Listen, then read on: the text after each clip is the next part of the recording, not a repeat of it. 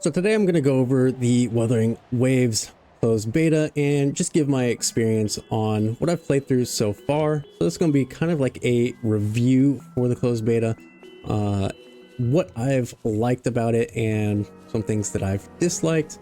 And I'm probably just going to slow down my playing of Wuthering Waves because I do think we're not going to be waiting very long for a full release. I'm predicting Wuthering Waves to come out either like end of May, early June timeframe. I don't think we're going to need to wait all the way to October before the license expires for its release. I do think it's going to be coming fairly soon after the closed beta ends, just because there's so little things that I think need to be addressed that if the game were to release now, there's a couple of glaring issues, but if it were to release now, for the most part, it would be a very fine game. Like, it would be in a very solid place. Release would be fine. It's just, there's a couple of things that need to be changed. And I think that, like, that's about it. But the combat feels fantastic. The boss fights are super engaging. I think that's like the biggest thing, if I were to describe Wuthering Waves combat, is it's engaging. It's not necessarily difficult. If you're terrible at parrying or dodging, if you can't get those timings right, then yeah, you're gonna struggle a lot. But for the most part, one thing that I've noticed is if you go in tunnel vision, spam clicky, you know, just like spamming your click and dodging, spamming your click and, you know, skill and, you know, using that and stuff. Like, if you fight like that, you're probably going to struggle.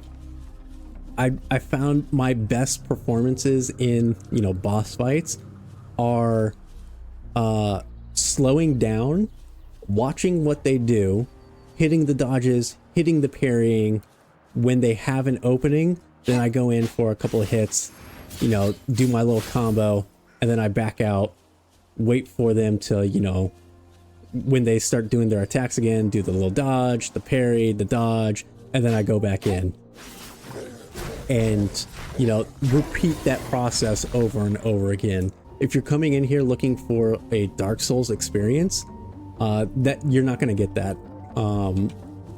Maybe if you work your way all the way up to the hologram, which is like insane in-game kind of stuff, that'll be your like Dark Souls experience. But if I run over to those pack of lizards over there, I'm even at level 6 when they're level 45 or whatever, because I haven't leveled Sanhua at all.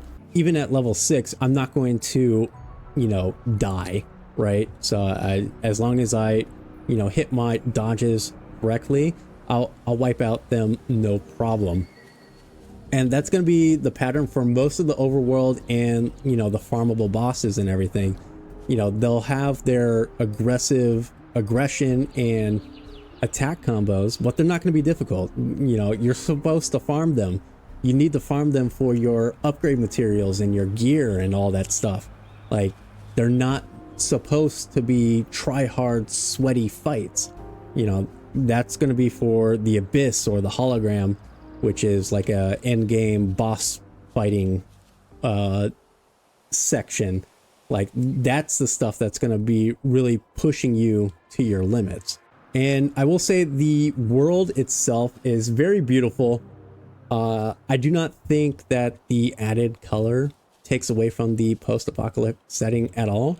So like right here, I'm in this like fire flower field where if I step into these pink flowers, it gets, I'll take burn damage over time. But like, you see this ruined city, floating buildings, birds circling over there. That's kind of creepy looking. You know, floating cars, destroyed structures. You can see overgrown buildings that way. There's like a poison forest, and like the apocalyptic world is still here despite, you know, the touch of color. So I don't think that takes away from anything at all. Same thing with like the character designs. I really do enjoy the character designs. I know a lot of people criticize, you know, the overabundant use of black and white for like the base of their outfits, but I think it fits the setting really well. Every character looks like they belong here, and they don't feel out of place. They're not, they don't feel over designed or overly tacky. It feels really grounded in the world that Wuthering Waves is trying to create. And I think that's a fantastic thing. It separates itself from other games. So like for Wuthering Waves, less is more. The sound design is really great. There's a lot of fantastic ambient sounds. I think you could hear like some birds chirping. So it gives that like feel of like the wilderness. If you're near a nearby stream or waterfall, you'll hear the flowing water off to like the direction that it is. So like if it's to your left, you'll hear it on your left side. Same thing with like going into like caves, you'll hear echoes. Like even walking on the grass, you can hear the crunch of the grass. Like the sound design is very on point. The music during boss fights are super memorable as well. Like every boss arena has like their own track to it that, I mean, it's just absolute slammer. I don't think it's necessarily as good as like PGR's soundtrack, but it still does have like that signature sound to it that Kuro Games is establishing themselves to be known for. So that's also a major plus for me. But the things that I do think need work are the localization and the text. There's a lot of errors in the text through reading the story, reading descriptions of weapons and, you know, character skills and bonuses. Like a lot of the stuff is just wrong, mistranslated, in the wrong place, which I'll give them the benefit of the doubt with how they rewrote 90% of their story and everything. So a lot of the stuff just may not have been switched over in time for the closed beta. And all it'll take is, you know, 3-4 times reading over the dialogues and making sure that everything's in the correct place, which it's not hard to do. It's just a little time consuming, but I fully expect that to be sorted out by the time the game is actually ready to release.